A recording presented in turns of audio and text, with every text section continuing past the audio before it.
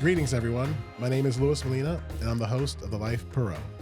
Today, we have a special guest, Dylan Falterman.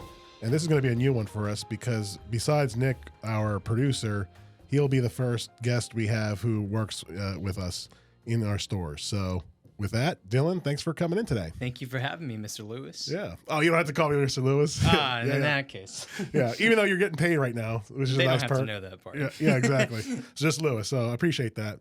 So, man, before we get into it, what I like to do is offer the guests our cigars. So if you want to get into it, we can cut and light. Yes, sir. Yeah. Yeah, enough of this, sir. You don't need to be so formal. I feel old, but thank you very much. They got to know that I'm respectful. Yeah, exactly. You're raised right. Exactly. Southern charm. Yeah.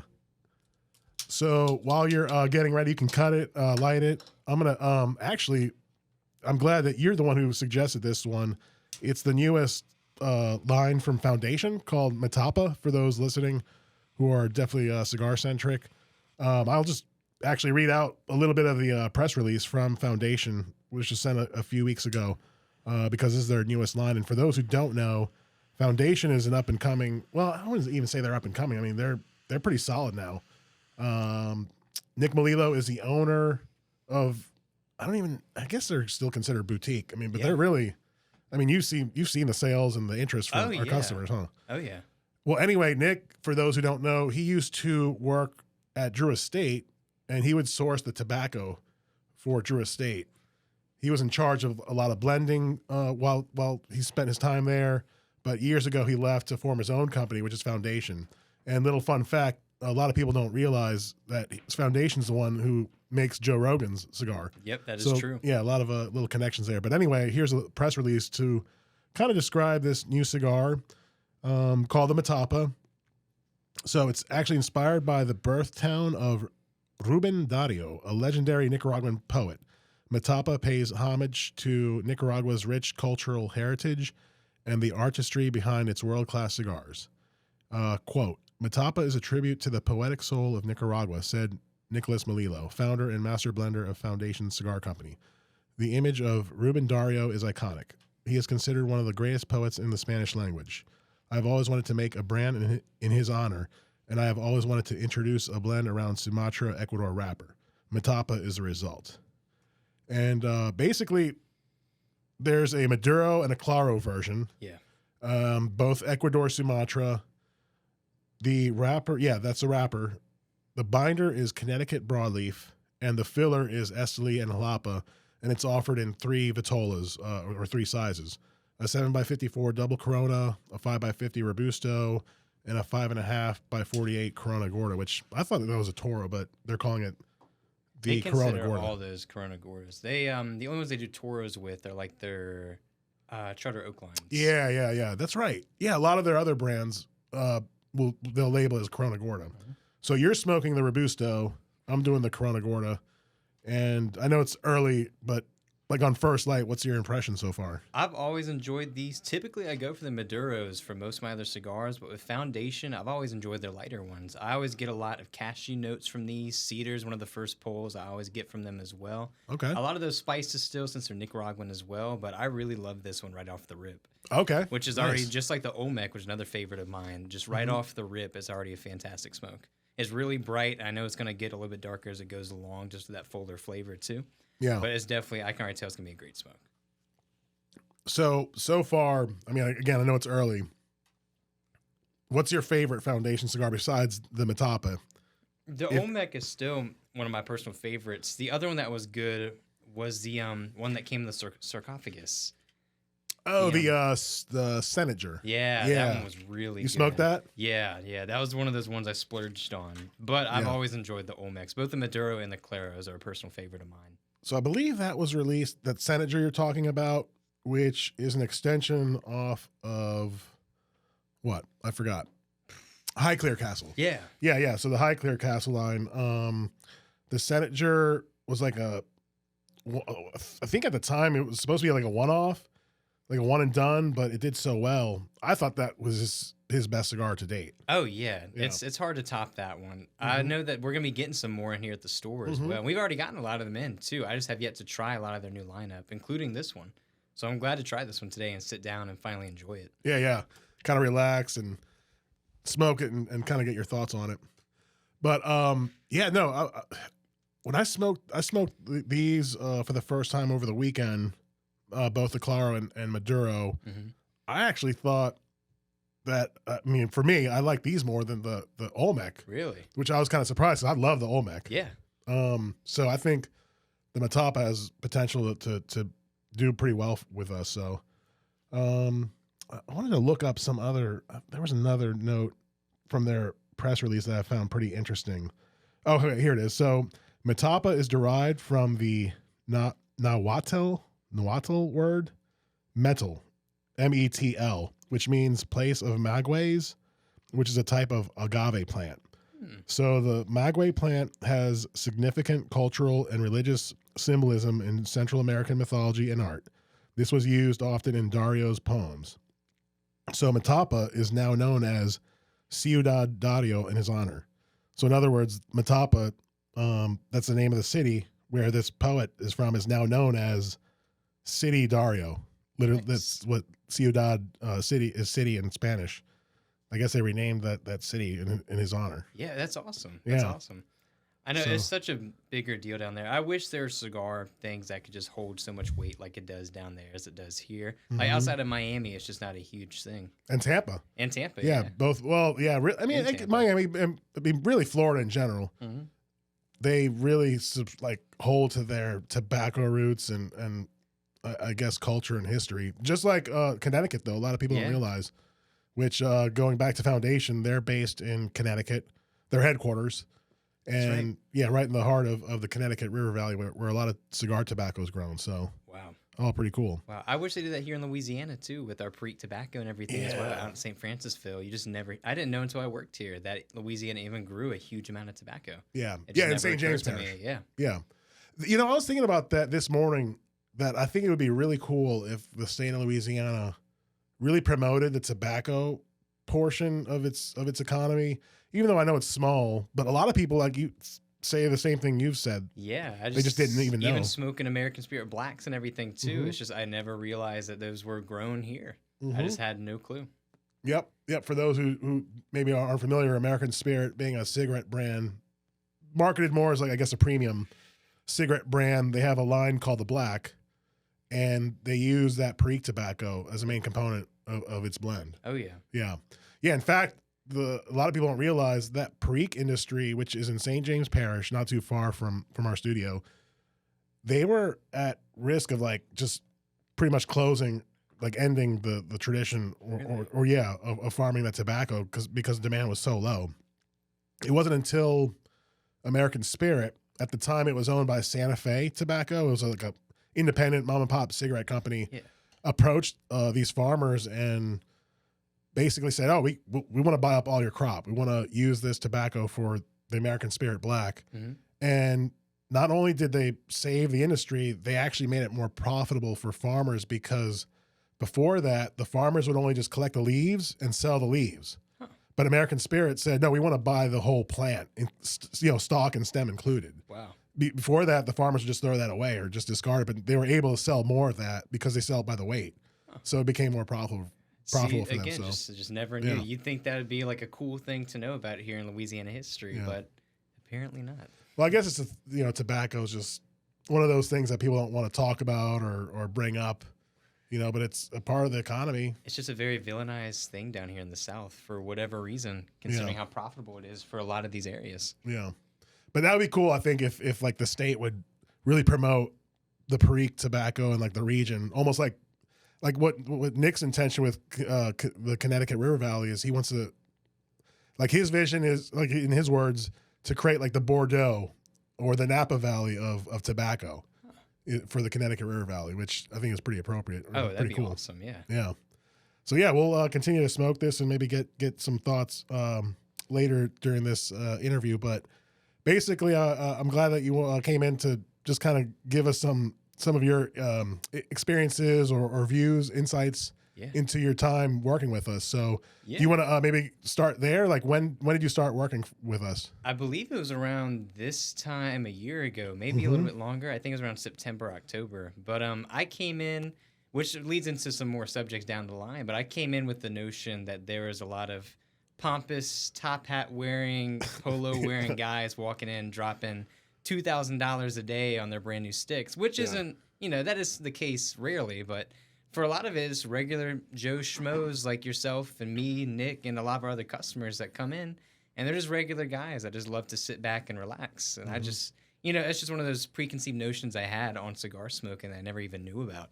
And then having to work with a lot of them as well. It's a lot of cool guys from all different backgrounds. They're not all, country club rich people. Yeah. And I mean, we have those too, which is awesome. I love a lot of those customers as well. But there's people from all kinds of backgrounds as well. Yeah. Yeah. You bring up an interesting point that I've kind of come to the conclusion over the years, in that a lot of non-smokers assume, premium cigar smokers are all rich or all from one demographic, but you've seen the diversity of our customer base. Yeah, I always get that. Whenever people ask what I do, I'm like, I'm finishing school, but I work in a cigar lounge, cigar shop right now. It's just retail.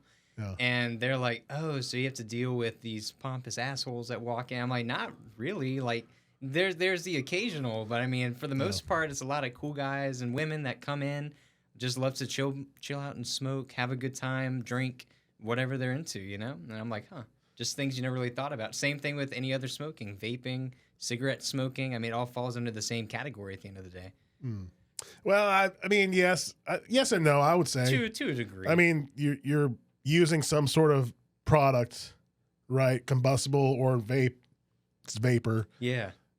But I've always, and especially our industry, we've tried to really underscore the fact that we're separate from cigarettes. Even though I don't care if people smoke cigarettes. I mean, we sell some cigarettes, but our main focus is cigars. And the main difference is that we're not inhaling, for one. It's more relaxing.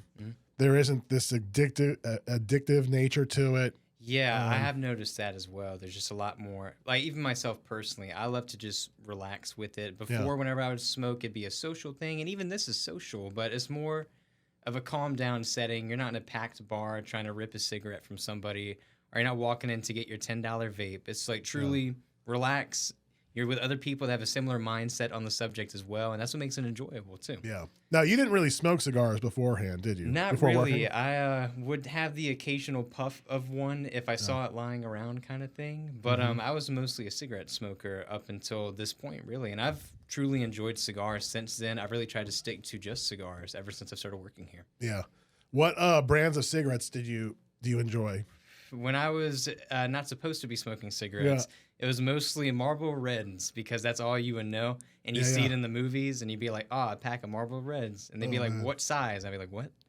And then, but since that point, I switched to American Spirits. Winston's are great as well. Y'all carry some here, the 555s, the Golds by London Export. Those are fantastic as well. So I still have them here and there, but mostly I just try to stick to cigars now. Yeah. What were your initial thoughts, like, during your first few days or weeks working here? And you can be honest. You're not gonna. I'm not gonna. You're not gonna get fired. I won't get fired. Yeah. I will say that compared to how we are now, I think with the people we had working there at the time, and I love all of y'all still.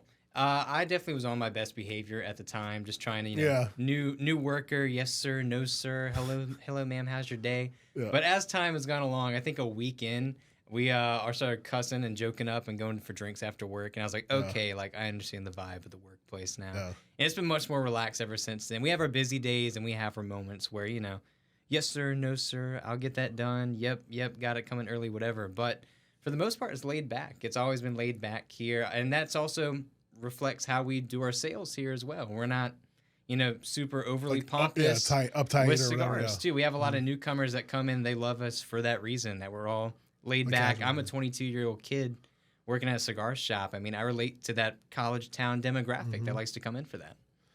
Yeah, that's I think a lot of non-smokers or people who have never been to a cigar shop, I guess maybe they expect or have these expectations that cigar shops are very rigid or elitist, kind of country club or intimidating.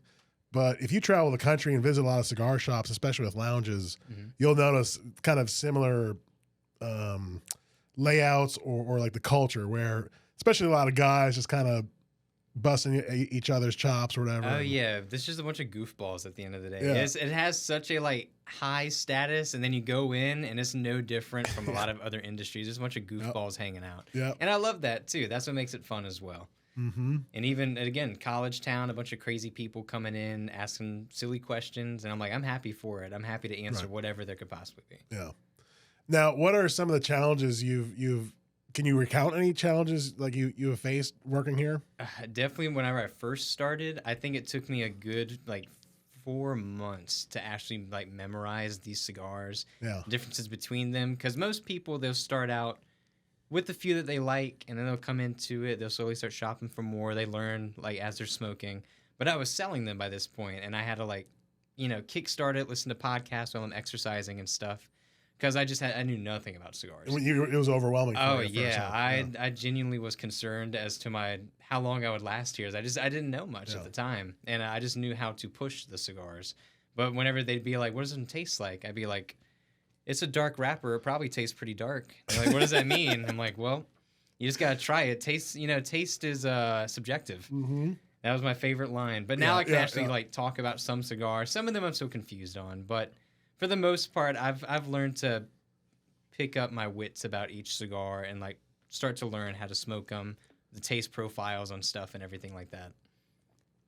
That's, whenever we interview applicants, I try to stress to people that we don't care if you don't know about cigars. Mm-hmm. What we care about is if you're able to, deal with people face to face, interact with help out, in sales, whether they're experienced or not. And we try to stress to applicants that you will get to know each of these lines, the longer you stay here. Yep. It did not take as long as I thought it would. Mm-hmm. Now it's like second nature for half of them. Yeah. Any particular instances, like challenges besides like the overwhelming like selection? And like bad experiences, or there are many bad, as you know as well. Right. You've had to help me with many of those bad experiences. Yeah. It's retail at the end of the day, even with lounge shops as well. They have a larger lounge space or bars attached to it. There's just those clientele that just love to bust your balls about everything, and you're like, yep. But at the end of the day, you gotta take your licks. It's retail at the end of the day. It is a sales based job, and that's just what you have to go through. Mm-hmm. But what are some of the good things? A lot of the good things are just the people, as well as the pros and cons are both the same. A lot of the people are what make me happy to come into work at the end of the day. Mm-hmm. I love dealing with people. I love getting in arguments with people about stuff as well. I mean, it makes the job interesting. I get to learn new things every day as well. I wasn't into pipe smoking until I really was talking to customers about it either. And I've really enjoyed pipe smoking too. Okay. So that was something I never thought I'd be interested in. I thought I would stick to just cigars. I didn't need another hobby. But it took a lot of customers and a lot of people talking about it and working with it, having the smells and the aromas of our pipe room. I was like, maybe I'll try it. And I've started to learn so much about that as well. And I've really enjoyed that too. And that's been another great part about the job, is that things I would have never touched outside of this space. I've learned so much about alcohol as well. Not to condone like excessive alcohol use, but I love a glass of bourbon now. I've been learning different wines, scotches, rums, etc. from coworkers and like people that come in alike. It's a lot of cool stuff. It's kind of funny. It sounds like the customer has almost sold you on trying these products, At the end of the day, yeah. It's basically just gone full circle with a lot of the stuff. And even at my old jobs too. I mean, anything sales related, you learn on the job for half of it. So if you want to make a sale, you have to listen just as much as you engage and talk to those other people. Yeah. You got to let them handle their own, show that you are listening as well, and show that feedback too. Yeah. As if I didn't listen to half the stuff y'all told me about cigars either, I wouldn't be able to sell anything on the floor. Yeah. What other jobs have you worked? So you mentioned you've worked other retail jobs. Yeah, my very first job. And you don't have to mention like the business name if you don't want to. But I don't care either. I won't throw y'all under the bus with that. I worked a few pickup jobs when I was a kid. I did lawn care work and stuff with my dad as well. He instilled in me how to work for the dollar. You're paid what you earn, and you earn what you make. Like just in that sense. But the first like legit legal job I ever worked was at a fast food chain, and I did not last like more than 3 months before I like rage quit and like threw my shit down. I was like, no, and I never went back. Yeah. And it was not for me. I remember getting on my hands and knees. I had this lady was talking to me, and she was like, my kid spilled his ice cream on the floor. Can you pick it up? And like they just had she was demanding about it? Yeah, they just have that tone. And I was like, this place that I worked at, they're very rigid on, how you talk to people, everything like that. So I'm like, yes, ma'am, of course. And like you expect them to like get out of the seat, move out of the way, like adjust a little bit. No, I'm under this toddler's feet, like his feet in my face, cleaning up ice cream off the floor. And I was like, I'm 17 years old, an acne-ridden little teenager cleaning ice cream off the floor. I was like, this is the worst. Like, this is awful. So I think not even a couple weeks later, that was my cracking point, and I was also just really bad at the job. I was not good at slinging food. I just was not for me. But then I started working sales jobs after that, actually. Okay. So then I went into the nutritional side. So I did a 180 from fast food. I was in college studying my major of kinesiology. Okay. And so I started focusing more on the nutritional side of jobs. I was like, well, if I want to go into this, I might as well start learning that side of the industry. And it's benefited me even here at a cigar shop. Surprisingly, we've had many conversations about it too. Mm-hmm. And I worked in that. That's where I got a lot of my sales chops from, because I started working in that. And I was 18 or 19 when I started working at a local nutrition shop. Okay. And I started doing that. And that's where you learn to deal with shitty customers, deal with weird products, having to learn the products as you're working with them as well, guinea pigging yourself on what works, what doesn't, etc. But I did that for about 3 years until I started working here. So I did a lot of jobs in nutrition and gyms. I worked for the local gym around here as well at one point too. Okay. And that was another beast in itself too. But I mostly tried to stay with just sales since then. Yeah.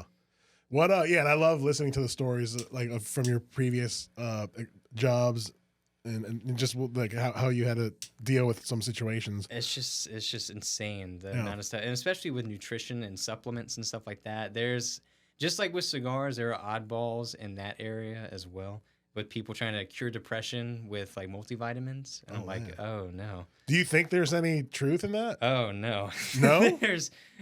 There's so many sciences to it, and there's so many articles and everything like that. But I guess the views are always changing in that. Oh right? yeah, and I'll probably, with the way that things are, in 30 years I'll probably be proven wrong, and there'll probably be some super supplement plant out there that's going to cure cancer and depression that I just don't know about yet. And that's just how it is. That's just the nature of a lot of this stuff. Even with cigars, there's pre-notions out there before that you change your mind 20 years down the line. Right. But I'd have a lot of oddball customers, and they come in and they're like, my heart's like going crazy. I'm like, well, what do you take? They're almost they're almost like treating you like you're a doctor. Oh yeah, I was 20 years old as the sales lead of my local nutrition shop, and I was like, no, like I don't even have like a bachelor's degree. I'm like, I'd always preference it. I'm like, I am not a doctor, but from what I know, here's what might help. And that's how you're taught to do that. FDA regulations are like, hey, you cannot say that this will do this. I see. Because if it doesn't, then you're liable to get sued for something. And I'm like, that makes sense. Things you never think about. But yeah, they'd be like, heart's going crazy. I'm having palpitations, trachycardia. And I'd be like, I'm like 20 years old. And I'm like, what's trachycardia? So I had to figure that out later throughout my major as well. Yeah. And finishing up going into other careers down the line. But I'd come in, I'm like, well, what are you doing? They're like, well, I drink like 3 energy drinks a day. I'm taking carnitine and pre-workout before every workout. And then I go home and I don't really eat much by the end of the day either. I'm like, well, and I would say like, I'm not going to say this will work for you, but like maybe don't do that. I'm like, maybe don't drink 3 energy drinks a day and do that. And 9 times out of 10, they wouldn't listen, That's just how it is. Oh, but it's stuff like that, or like curing depression. They'd be like, I was just diagnosed with something. Can I take these essential oils? And I'm like, well, you should probably go to the doctor first. I don't. Right. Yeah, I'm not the guy to come to about that, Yeah. But I still really enjoyed those jobs. There's just always such the weirdest aspects of it. And we've had a lot of those discussions too, with just such oddball people. In this job as well, I have weird stories here too. Of just like random people, weird oddball guys that come in asking for silly stuff. I'm like, all right. Like just one of those like things that we locked in the vault from here on out for stories. Yeah. I'm like, awesome. Yeah. So I guess do you have like when you were working in those that health or nutrition or vitamin retailer, I guess you had some customers that were I don't know, like I guess I kind of compare it with some of our clients those who maybe come here every day, like those who are obsessive about their product? Yeah. Or I guess you had some people that would come in once in a while, or yeah. So a lot of our older clientele would come in because they'd either have insurance cards or EBTs or anything like that they could use to restock on their stuff. Okay. Or they use their elderly discount cards and stuff that we would accept at a lot of our places. And so they come in and re-up every 3 months or so, and I love them to pieces. They'd be, little old ladies coming in, getting their stuff for her and her husband. I'm like, yeah, of course. What would they get? A lot of just the basic stuff that doctors recommend. Everybody's like got their own nutritional values that they need to focus on. So I would always ask them, be like, you gotten your blood work done? Have you gotten any type of test results back? Do you need to re-up on certain things? As that was what I always focused on, as I wanted to help people. For the sales side of it, that sells itself. Even here at Cigars, it does that too. I always focus on the customer, what they want, what they like, as that brings them back too at the end of the day. So if you give good recommendations, everything like that, they'll always come back. Yeah. But a lot of them, multivitamins, fish oils, black seed oils, they would do. What does black seed oil do? Black seed oil, or what is it supposed to like? In theory, it's supposed theory, and there's a lot of validity I'm not saying it's not valid, because I guess with the FDA, right? I guess there's certain laws you just can't say this is going to cure this. Yeah, I will say that there's a lot of superfoods out there, and black seed is one of those super nutritional value items where if you take it, it has a lot of great immunity benefits for you. It's great for gut health. It reacts differently with certain people. There are a lot of just biological and genetic differences between everybody. And that's also the cool thing about cigars, vitamins, everything. Everybody's different with that too. Right. So something that could work for one person might not work with another person. And that made it fun as well. Yeah. As I'd have these regular customers that would come in, I'd be like, okay, black seed didn't work for you. Let's go for something different. But black seed oil, typically what it would be used for is immune benefits and stuff like that. And a lot of communities here in Baton Rouge use it because it's cheap and it works really, really well. And we live in a humid environment down here. The weather fluctuates all the time. So if you get sick often, black seed oil was amazing to use for a lot of people. Now, as the years have gone along, it's gone crazy up in price because TikTok has talked about it, Instagram, Facebook. Like a lot of those, same as cigars, they heavily influence all these retail shops and what they sell, how it sells off the shelves and everything. But there's just a lot of cool stuff. Is it an oil? Like, how do you take it? Like, they have it pilled. They have a gel. They do all kinds of stuff. They have a liquid version of it. The best way to take it was the little capsule gels that they would do that you slip it down, or you could do the extract. The extract was the best way to do it, but it was also like the nastiest thing it was like having like fish oil mixed with like raw coffee beans mixed with like the smell of raw cocoa, if you ever smelled that before. It's just super bitter and nasty. All of that like on the tip of your tongue where all your taste buds are at, right below it. So it could get absorbed easier. And it's disgusting. It is so nasty. But it's amazing. So many health benefits for you. And it goes with a lot of stuff as well. But it's so fucking gross. It's the nastiest thing ever.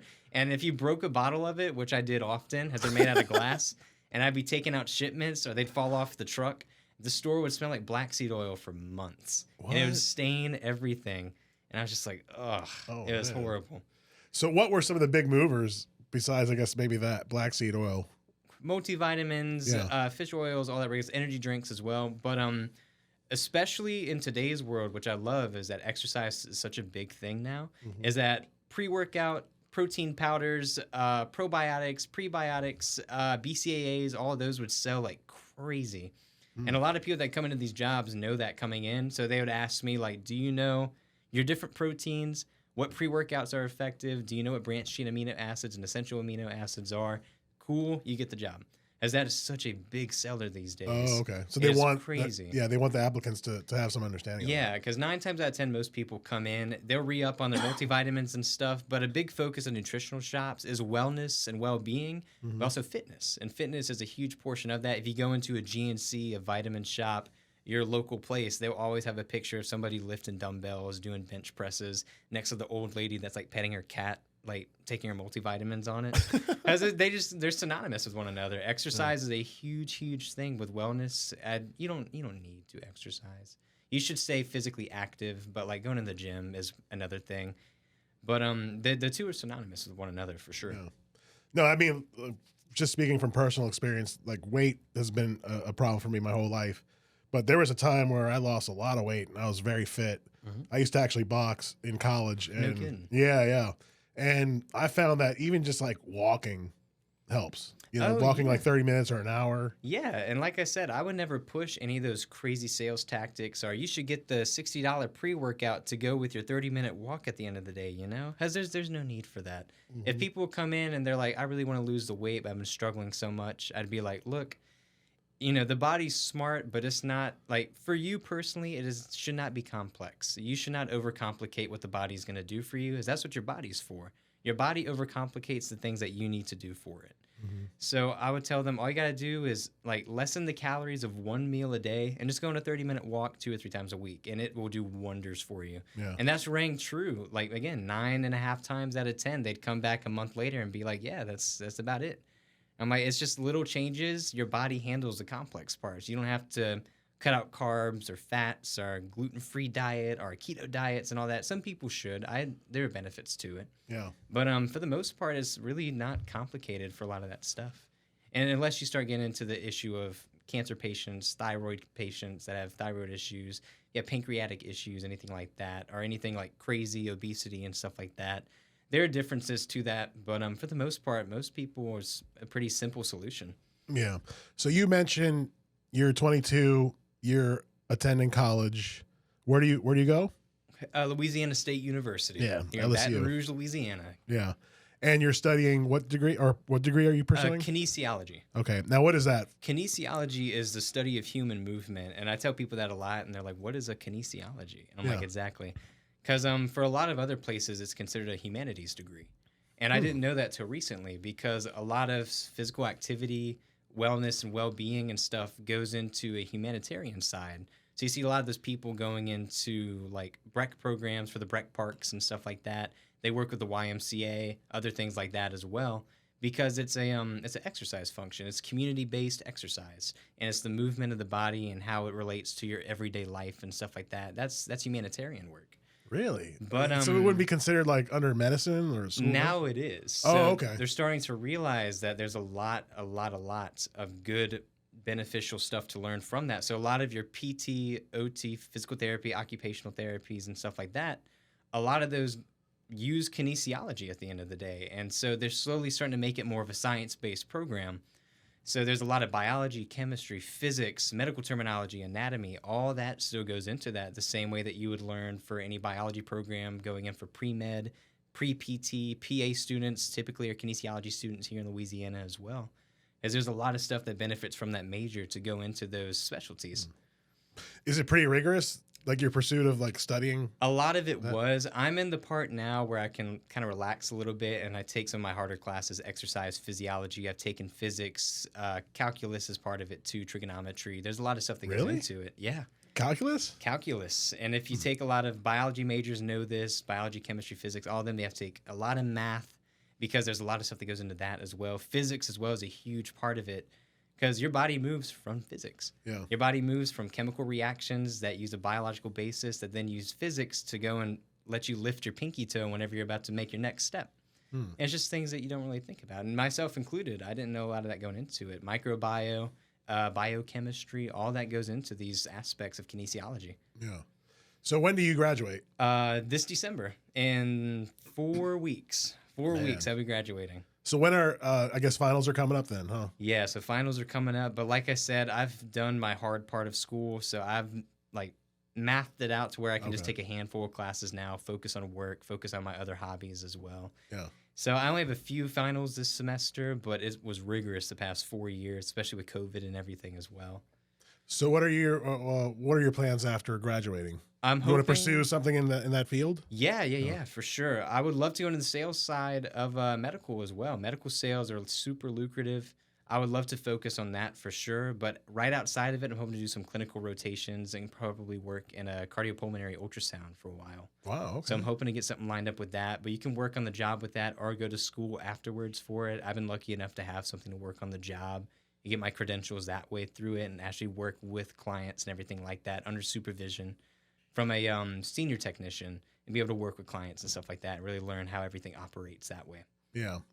Well, I hope that your time at Habana Port may offer some advantage, at least with like face-to-face interactions with people, sales perhaps.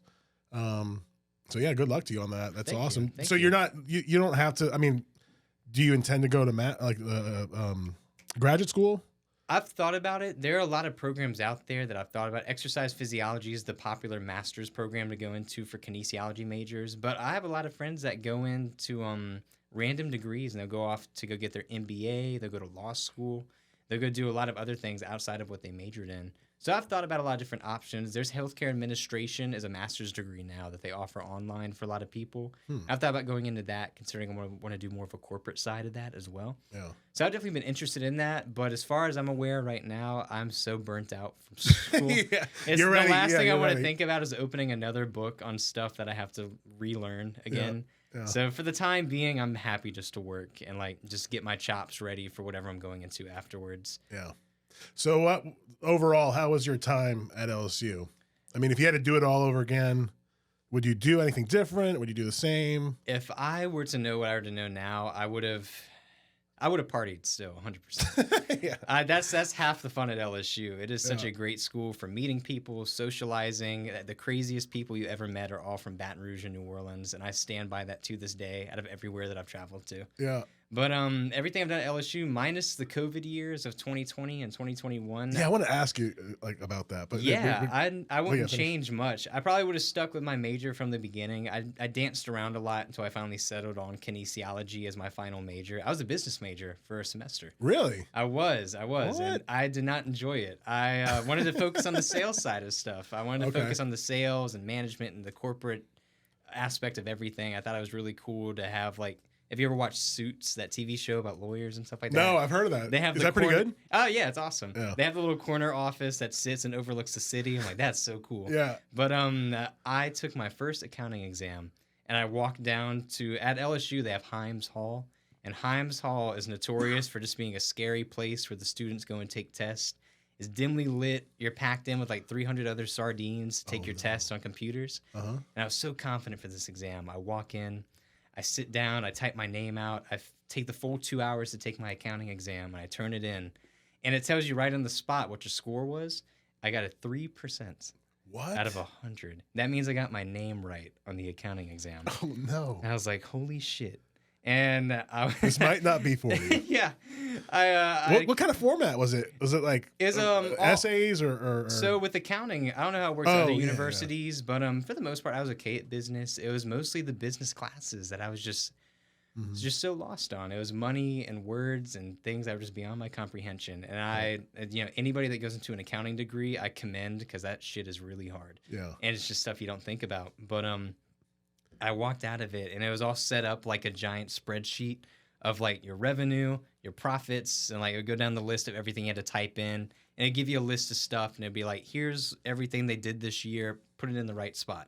Because that's what accounting is. You got to be able to profitize, do the math to find out how much revenue you have at the end of the day, what profits you made, etc. And apparently I'm just not good at it, because I got a 3% and I labeled nothing correct. Oh my gosh. So what happened after that? I walked out of Himes Hall. You have to walk out of the basement. So it's these old steps you walk out of. Yeah. And I walk out and I pick up my phone. I call my dad, and I'm like, I don't think I should be in college anymore. I'm just not not cut out for this. This is so stupid. And my dad was like, okay, Dylan, let's slow down a minute. Let's recoup. Let's see what you actually want to go into, and maybe you're just not good at this. Right. And that was one of the best advice I ever got. Mm-hmm. And I tell a lot of people that too, because I have a lot of friends that have questioned their majors, dropped out, etc. And I'm like, this just might not be your thing. There might be aspects of it that you're good at, but you can apply it better to certain things. Yeah. And kinesiology was that. I love the sales side of things, but I loved the medical portion and the science portion of kinesiology, movement, exercise, nutrition. And that's when I discovered my love for that instead, and that I was way better at that than any kind of spreadsheet work. Yeah. So I commend any accountants, because it's just beyond my comprehension. Yeah, they're definitely wired a certain way. You got to be Yeah, it's just you never see an accountant doing sales. You never see a salesman doing numbers, because the two don't correlate at a certain extent. Yeah. It's just this two separate sides of the coin. Yeah. No, I think that's good advice, and it just kind of brings me back to my time in college. I actually changed my major. I was in pre-med. Oh, wow. Yeah. And then it was organic chemistry that kind of similar, to your accounting experience that just did it for me. And I was like, man, I just, I can't do it. I got to figure out something else. And I mean, I like business. I like making money. So why not just go into the business school? Yeah. And there are probably parts of organic chemistry and pre-med that you really enjoyed, but at the end of the day, you're better at something else that you still really, really loved as well. Mm-hmm. And that's what I tell a lot of my friends. I'm like, my parents as well, whenever they talk to me, I'm like, they're just stuff that I love about this. And I love the business side of stuff to this day, but I wasn't good at it. Right. I just really wasn't good at it. Yeah. So that's good advice for anyone listening who might be young. Is like, if you think you're going down one path and it just doesn't work, I mean, don't freak out. Just take your time and. Oh yeah, and there's trying to figure out stuff whenever you're 16, think you have to have it made at 18 and 20. I was like, nah, there are 40-year-olds that still don't have it figured out. That I'm lucky enough to at 22 years old to almost have a bachelor's degree and a job set up down the line and a vision of where I want to go. I'm super lucky for that as well. I'm very privileged to have that in my life and knowing where I want to go with that. Yeah. Look, I mean, Ray Kroc, the he's not really the founder of McDonald's, but if you saw that movie, I mean, he was in his 50s or 60s. Oh yeah. Until he made it big. Yeah, I think Steve Jobs was late 30s working out of his garage before Apple really exploded onto the map with computers and everything as well. I mean, that testament still rings true. You never believe it until it happens to you. Same with, parents giving you advice on how to deal with high school. You're like, no, Dad, that's not true. I'm going to care about this stuff forever, and all these jocks are going to be in my life forever. It's never true. Yeah. And I guess that happens in our country in families that, send their kids through this higher education. They put this pressure on the kids to figure out right away what you need to do. And maybe for some folk, they learn it, figure it out right away. But for some, maybe they just don't. They struggle. I guess it adds so much pressure to them. But from your experience, my experience, don't worry, don't fret, just take your time. It's never a reason. You have an average lifespan is 75 to 80 years old. You are fine. You have so much time to figure it out. Mm-hmm. And so you talked about the COVID years, the lockdown years. I want to ask you about that because for me, when the lockdowns were happening, it was such a tragedy for young people, especially in high school and college. To me, that almost kind of robbed those people's times, those times that you can experience one time, once. Yeah. Right. So what can you elaborate on what happened during the lockdowns for you? I remember I was sitting in that accounting class and I was just trying to finish it out, and we had a guy stand up in the middle of the 300-person room, and he's like, "Hey, they said classes are canceled for a week. I'm gonna leave." And so all of us followed suit, and we were like, "Oh, awesome! A week vacation from a walkout?" School." Yeah, we walked out, and we were like, "A week vacation from school. This is amazing." Even the teachers were excited. Yeah, as we just, they were like, "There's a virus going around," and we're like, "Okay, nothing crazy, just whatever's happening." And in retrospect, that was the worst way to handle that situation, because a week ended up turning into almost a year of sitting at home. I moved back home to my parents at the time, or I might have still been living with them, but I went back home, and I don't think I left that house until that was March. I don't think I left until October. Yeah. I genuinely think I stayed inside of that house for 6, 7, 8 months. Yeah. As Louisiana wasn't crazy on the lockdowns, which for better or for worse, they weren't really crazy on the lockdowns. But I mean, everybody was scared at the time. Right. I mean, we just people didn't know. Yeah, no one knew what was going on, and like I said, a week ended up turning into almost a year where I didn't touch campus. I didn't step foot on campus for a long time, and everything went online. You had to start learning how to work Zoom, how to operate that way. These poor teachers, I felt so bad for them because they were having to teach to invisible people. Wow. I mean, I love interacting with my professors. I love talking to them, but it's hard to do that if you ever used Zoom before, you can black out the screen and mute yourself. So you can just listen to the lecture, but you don't have to have your face being shown or anything. So, I mean, it's hard for a professor to do face-to-face stuff like that. It's hard to learn that way as well. Whenever you're not in class, surrounded by other people, there's no study groups. There's not really any interactions with people to help learn better. And a lot of people just, cheating throughout their tests and everything like that. That's what I wanted to ask you about, the opportunity for people to either shirk or cheat, with this Zoom environment, Those people get weeded out so fast. By the point that I'm at now in my major, it weeds you out very fast. So that's another pro and con about that situation. A lot of people who are trying to finish their degrees probably finish by just coasting along. There wasn't as much pressure to try and finish stuff because everybody was scrambling, trying to figure out how to operate in this new environment. Mm-hmm. And then what ends up happening is that a lot of people down the line where they try and take the easy way of just Google everything, right, fall asleep during the lectures, wake up, take the online tests that you're proctored on and have your phone like in front of you finding the answers. It doesn't benefit them down the line because then they, trying to pick up, like if you're taking physics 1, cheating the whole way through, and then you're at, advanced level physics trying to figure out stuff, it's extremely difficult whenever you didn't take the time to learn it in the first place. Yeah. And that even rings true with mine, where I had to retake certain classes because it was hard to learn during a COVID year where everything was just blacked out. You don't know what you're talking about. You don't know what you're learning because you're not sitting there hands-on interacting with people trying to learn that at the same time. Yeah, it makes a difference, right? Mm-hmm. I mean, in the business world, people work from home, and we're in this new space or situation where, I guess we have to adapt.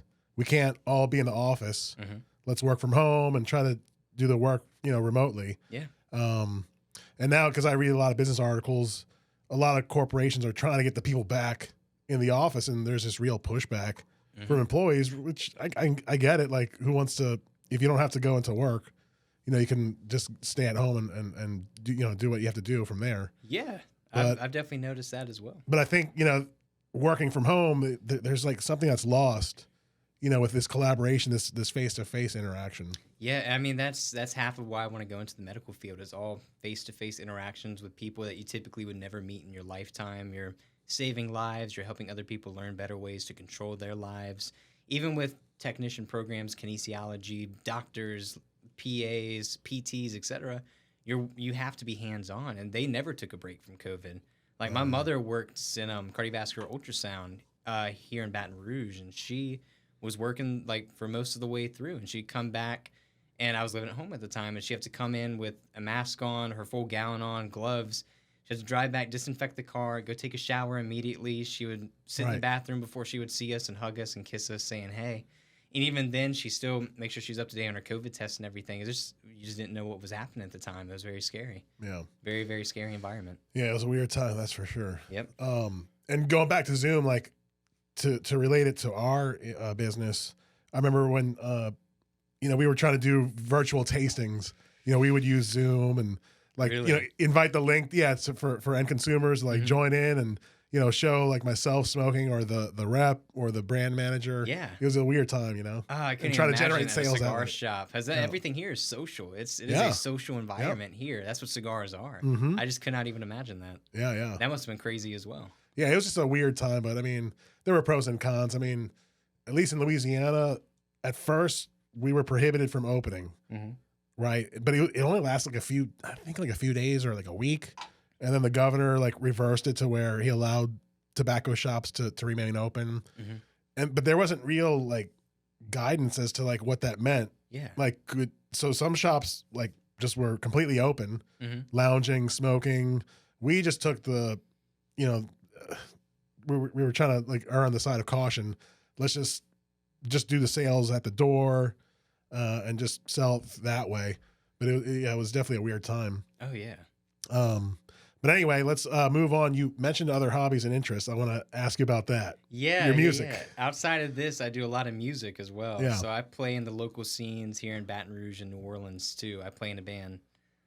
Okay. What's the name of the band? It's a Mademoiselle. We have a female singer, and we're like more punk, metal, pop punk focus. So we wanted to bring that back. It's been making a real big like reprise. It's been making a comeback here. It's spelled Madmoiselle. Okay. So it's a play on the words because our singer's name is Maddie. Oh. But so it's a play on the word of Mademoiselle? Yep. So it's Mademoiselle, and we just took out the E. It's Mademoiselle. Okay. But yeah, we play a lot of like heavier music down here in town. Okay. So it's mainly you guys are covered. Do you have original songs? So we're actually working on a lot of originals right now. We were just down at Socket Studios, which is also out here in Baton Rouge, and we were working there to start producing our and creating our first few songs to start releasing singles and hopefully an EP down the line as well. Okay. What instrument do you play? I play guitar, but I also do some vocals as well. I do a lot of screaming on the albums too, Nice. like metal screaming and stuff like that. So we're all super excited for it. And we do covers down here as well, but we want to start branching away from the cover scene just to establish ourselves as more of a really focused, like, original band to really, put our own music, our own words, our own lyrics out there as well. So yeah, like myself and some of the other teammates here, we've seen you at some of the venues. What venues or places can maybe people hear you? Everywhere here in Baton Rouge, we play at Phil Brady's Bar, which is a place off of Government Street that's been around for eons at this point. But they love hosting all the local music. If you want to find new bands playing, they are the guys to go to. Chelsea's Live has been super nice to us as well, allowing us to play at a lot of their places for theme nights as well. If you ever want to go to any type of, like, we're doing emo night on November 25th, which I always love, like, dousing on the makeup and all black and, like, screaming into the microphone for everybody that loves that kind of music and opening up mosh pits and stuff in the middle of the floor. But they do all kinds of theme nights there. Everybody there is super nice. They do local stuff as well, like their Harmonic Stew is what they put on, and, like, once or twice a month they allow local bands to come in and started performing all that stuff, which is a bunch of originals and singles. People about to release EPs and albums, and they have people from death metal all the way to, like, hyper pop disco music that they allow to come up on stage and perform. And it's really, really cool. It's an awesome, exciting place. The scene in Baton Rouge and New Orleans is really great as well. It's starting to make a comeback for sure. Because it was dead for a long time. I wouldn't say dead. It was not as lively as it was in the 80s and 90s, where bands like Zebra, Pantera started in New Orleans as well before they moved out to Texas. A lot of, like, great bands, Better Than Ezra, they all started here in Baton Rouge, New Orleans. Yeah. Britney Spears is from Baton Rouge too, right outside of Baton Rouge. Kentwood, yeah. Yeah, she's from Kentwood. But it's starting to make a comeback. There are a lot of bands that are starting to play around here well. Yeah, like I guess people don't realize a lot of acts or artists came from Louisiana, or at least intersected at Louisiana at some point. And I felt like there was a lull for a minute. Yeah, but you're saying you're seeing a little comeback. Oh yeah, I mean, like original content. Yeah, you always hear people like, "I'd love to play music and start a band. I can really sing super well, man." But that I mean, I can't even make fun of that anymore. As a lot of those guys and girls and whoever else, whatever you may be, they love coming in, listening to the music. The scene really inspires people, myself included. I wasn't really big into music scene until the past 3 years or so. I played music here and there. I picked up shows when I could, and I would play for, like, my local school and stuff like that. Okay. But it was the past 2 or 3 years I really started delving heavy into the music scene here, and it's been making a huge comeback. A lot of cover bands that play around here are starting to release their own singles and original music. A lot of the bands that did original music love doing covers and stuff now, too. A lot of new venues are opening up, like Chelsea's Live opened up in the past year and a half, 2 years. That's a nice spot. And they've been killing it. Yeah. They've been doing awesome, and I love them. I love all the venues around here. Mid-City Ballroom is another local one as well that loves hosting original stuff as well that I've played at many times. Gasa Gasa down in New Orleans, too, does a lot of original stuff. But every venue here is just super nice, super welcoming. A lot of them are awesome to us and all the other acts that come in and perform, and we're just super lucky to have that. Yeah, yeah. When I've never been to Chelsea's Live until I saw that one time you played there. Yeah, and I just was looking at the layout. It was really, I mean, I was pretty impressed with it. Oh yeah, they open it up, and again, playing metal and pop punk and stuff like that is super hard to get gigs sometimes. It's just it's hard to sell that whenever you're screaming into a microphone and, like, jumping around on stage playing heavier music. It's hard to sell that to people, but they've been awesome about it. They've been really, really nice. They've allowed us to come back for so many different occasions, and we've been super lucky to have that. So you mentioned emo night. What's an emo for us old folk? For the old folk, that's it comes from goth music. So if you think about The Cure, Depeche Mode, all that from the 80s and 90s, coming in the 90s, Alice in Chains, Nirvana, Pearl Jam, all those. Well, that's more grunge, though. That's more grunge, but it opened up. That's like my music when I grew up, too, yeah. It opened up to emo music, which is what I grew up with, like Avril Lavigne, My Chemical Romance, Falling in Reverse. It's all emotional music, is why they call it emo. So, lyrics about, like, crying and depression and all that, like really teenage angst. Yeah. Teenage angst through and through. But that's what I grew up listening to. Okay. And it started out that way. If you ever listen to the new metal music, like Limp Bizkit, Korn, Slipknot, Deftones, all that gravitated down the line into what I listen to today still, which got me into a lot of the heavier music that I play now. But it's all just like emotional, raw music. It sounds angsty and stupid, but if you really listen to the lyrics and the instruments behind it, and just like the prowess of a lot of these musicians that play in those bands is really impressive. And it's overlooked because of the whiny lyrics and stuff like that. Yeah, wearing like skinny whiny. jeans and slip-on shoes on stage and like jumping around, headbanging and everything like that. But deep down, the lyrics are really, really good. It's really emotional lyrics about stuff you typically don't hear about on your local pop radio, which sounds angsty still, but I mean, it rings true. It's stuff like suicide, depression, how to deal with those things. It's an outlet for people that don't have that voice, that love that kind of music. And it's typically you see the people wearing all black and makeup and eyeliner and stuff, but it's a part of that scene, and it's looked upon really, really highly within people in that scene. It's pretty popular in your age group?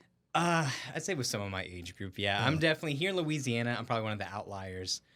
Compared to down in like it's big in Texas, Florida, California, up north as well. The Midwest is crazy about emo music. Really? If you ever hear the word Midwest emo, I mean, everything comes from there. Nick can probably atone for that as well. Huh. Why? Why is that? I mean, have you ever been to Ohio or anywhere like that? It's muggy and rainy and nasty, and everybody there is super sad, and there's like a single Taco Bell in your local area. Yeah. And that's just, I mean, you know, what else can you do except complain with your acoustic guitar sitting on your porch? So I wonder if that's the same reason why grunge music originated in Seattle, right? You look at the environment, 100%. It's always cloudy, rainy, it's depressing, right? I mean, it's 100% why it comes from that area. That's where a lot of people with those mindsets come from, those local areas. I mean, there's nothing else. It's nothing else. And it's weird to think about going back to it. I mean, all those whiny, angsty kids came from whiny, angsty areas. And they just had to find a form of expression for that. Right. Yeah, their outlet. Yeah. So you're playing emo night. These are your next venue? Yeah. At Chelsea's. When is that? November 25th at Chelsea's Live here in Baton Rouge. Okay. But I'm super excited for it. I've played it a handful of times prior. I've come in and screamed for a few songs with some other bands as well. But the first time I played it, it was awesome. This is my second or third time having I think it's the second time we've had a full set to play that I'll be doing on stage with. Super excited. I've loved it every time. Everybody there is awesome. There's a lot of people like myself that just want to get rowdy and listen to this music and like be angsty with everybody. It's awesome. No, it sounds like a great like outlet to express yourself or de-stress. Yeah. Do you plan like, would you want to see like this going further, like maybe as a career? Is that a dream or 100%? Myself and a lot of my other bandmates as well.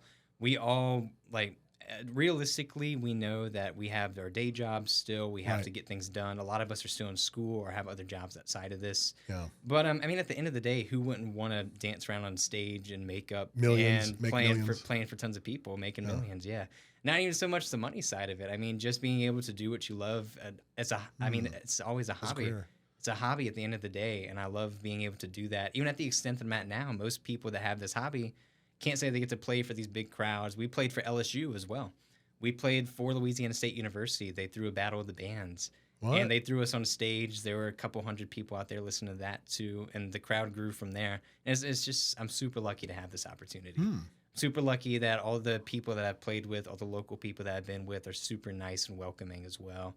I made a lot of great friends from it as well. It's awesome. Yeah. Before you came in here, Nick and I were talking that you two had intersected. Do you remember that? We did. Do you want to elaborate on that? Yeah. So the first band that I played with, Nick works with the local college music radio station. Yeah, KLSU. Yeah, and they called us in like, hey, do y'all want to play a local like little 45-minute set? And I was like, yeah. At the time, I already left that band, or I was like already kind of like distancing myself from them, but I came in to come and play it with that. I think it fell through. I think there's just some issues technically with everybody there. But I intersected with Nick that way. He was like, "Sup, man?" And I was like, "Sup, dude?" And then since then, we've been chilling ever since. I love Nick, and I always run into KLSU people who are awesome as well. Yeah. Is KLSU, and I don't know, Nick, if you can elaborate, and I don't think the mic will pick you up, but does KLSU is one of their initiatives to bring on local music acts? We do. Yeah, we bring in local musicians to play and do live performances. So okay. Every time we record them, it's to put our audience on the new band. So yeah. So in case that the mic didn't pick pick up his answer. Yeah, I mean yes, they try to bring on local artists. So what does it take to, like, if someone does have an interest in starting a band, like, walk me through the steps. Like, how does this work? I guess usually it starts with maybe friends that play and just talk about it. Like, you got to go out to shows. I mean, as people say, you got to be a part of your local scene, and that is so true. Well, it can help. Yeah, for sure. KLSU probably wouldn't find half the people they find, and I can't attest for Nick on this, if they didn't go out to these local events, seeing the artists perform and stuff like that as well. It's such a huge part of it, and that's what people forget. You can play in your garage with friends all day, but you gotta make yourself known. You have to meet people. Yeah, you gotta put yourself out there. Yeah, I mean, even if you're introverted, extroverted, whatever, people are welcoming of literally everybody. I've yet to meet any kind of bands. They're outliers, obviously, but I myself have not met a band yet that hasn't been welcoming of whoever, whenever, wherever. All super nice, but there's no way to figure that out unless you come out to shows. Come out and support other acts as well. You don't even have to like them. I mean, that's just how it is. There's people that have their different tastes, but you just have to meet these people. You have to know these people. And the only way to do that is to come out to shows, start learning, be better at your instrument as well. Practice, go meet people, back and forth, do that religiously. Yeah. So I didn't learn that, so I started going out to shows. I got lucky having buddies that were already kind of in the scene, and I met people that way with my first band that I played with. And then since then, my name just kind of dabbled around, and then that's where I ended up in the band that I'm with today. Okay, so so walk me through. The band is established. Like, how does that work if they want to, maybe pursue it as a career or as a profession? Yeah. Like, do you incorporate? I mean, you obviously have to hire a manager or agent. Like, what is that? I'd say that comes down the line. We've been lucky enough to have a great manager. I love her to pieces, and she's done really, really well for us, and she's great with working with us. She's awesome. But you don't need a manager. You don't need high-tech equipment. You don't need a social media manager. Starting out. Yeah. I mean, starting out, just like I said, local scene, meet people, pick up shows where you can, even if you're not getting paid a lot for it. I think the first few shows I paid, I actually lost money on. Between lugging everything in, paying for the equipment, I think I paid more on strings than I ended up getting paid at my first few gigs that I played. And that's just how it is. I mean, that's like any musician knows that it's not always about the money whenever you're first starting out or even down the line. Like, a lot of it's just networking, meeting people, meeting other bands, getting able to play with these other bands too. It's a lot of the purpose, and social media plays a big part. If you're not present on social media, it's hard to really get yourself known out there. People want to know where you're playing, where you're at, what you do, what kind of music you do. People want to know you. Yeah. They want to feel like they're watching you on stage, and they're like watching their friend up there, like dancing around, making a fool of themselves on stage, No, I was just thinking, I guess nowadays, or people your age in this social media age, it could be maybe easier to get noticed, or... I'd say I wouldn't say it's easier. I'd still say it's not as easy as just standing outside, and this isn't easy at all. It's not as simple as standing outside, handing out CDs to people online at local venues like you used to see. Like, even when I was a kid going to shows, you'd have people showing their new CDs outside for their new album that they make.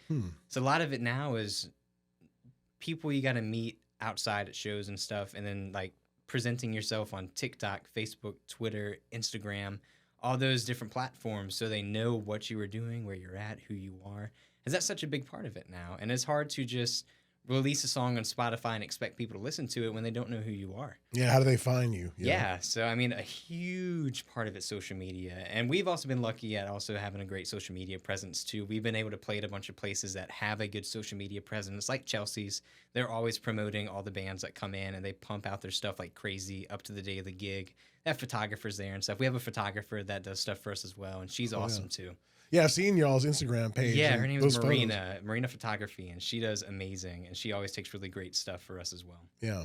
She's on Instagram too. We're on Instagram as well under Mademoiselle, if you ever find us on there too. Okay.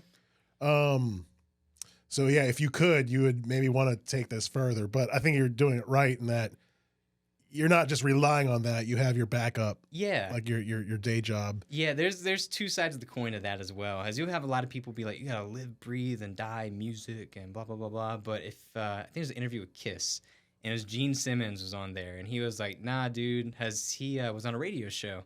And some guy was like, I want to make it in the music industry. I want to be just like you. How do I do that? And he's like, do you have a day job? And he's like, no. And he's like, go get one. He's like, how are you going to afford anything? How are you going to do anything if you're just sitting there playing music? You can't even afford to drive your car to the venue you want to play at. You have, like, I don't say you have to. A lot of people are lucky enough to be able to just do music full time, and I'm super jealous of them to do that. But don't quit your day job. Yeah. Have that, and this hobby, if it's your hobby, I think you should go full force into it. It's awesome. I've done a lot of great stuff throughout it, but I need to afford it somehow. Right. And so having Habana Port, going to school, having backup options is great. If I could make this a full-time career, I would do it in a heartbeat. Yeah. In a heartbeat. If they were like, hey, Dylan, here's $500,000, go make us an album for a record label, and we'll just start pumping it out. I would quit school, and I'd be like, yeah, when else will I get an opportunity like that? I would do it in a heartbeat. Yeah. I always wondered, like, the business side of whatever interest or industry. I guess with, like, Spotify, I mean, you could self-publish, right? You could create your own content and just push it to, like, these platforms. Yeah, I mean, even with metal music, you see a lot of guys on YouTube. We have a YouTube page as well where we post stuff. But a lot of guys on YouTube that I grew up watching, I mean, a lot of their stuff is solo stuff, and they make it, and they'll invite in friends and stuff to play on tracks, or they'll do it all themselves. They're multi-talented artists, do multiple instruments like myself. I learned multiple instruments as well. And that's just part of it, too. You can be an independent artist. You could have an 80-piece band. You could have a 4-piece band. We're a 5-piece band, personally. Okay. What instruments do y'all have? We have 2 guitarists, myself included, our singer, our bassist, and then we have a drummer. Okay. So it's always us 5 dance around on stage, and we all love it. But, I mean, music is subjective. Music is just whatever you want to make it. There are guys who sit in their bedroom and make more money than people that are selling out stadiums. I mean, it's just the nature of it as well. Yeah. And it's just, that's why it's so cool and lucrative too. I mean, it's just such a diverse field. Even artists, photographers, they all know that as well. Any type of creative specialties, it's super subjective. It depends on the time of day as to when you're popular, what you're doing, how you're doing it. I mean, it's just all subjective. Yeah. Well, no, I appreciate the insight into all that. So I think we're going to wrap it up. I appreciate you, giving us an explanation of like these different fields and your experiences. But before we sign off, we have a final segment.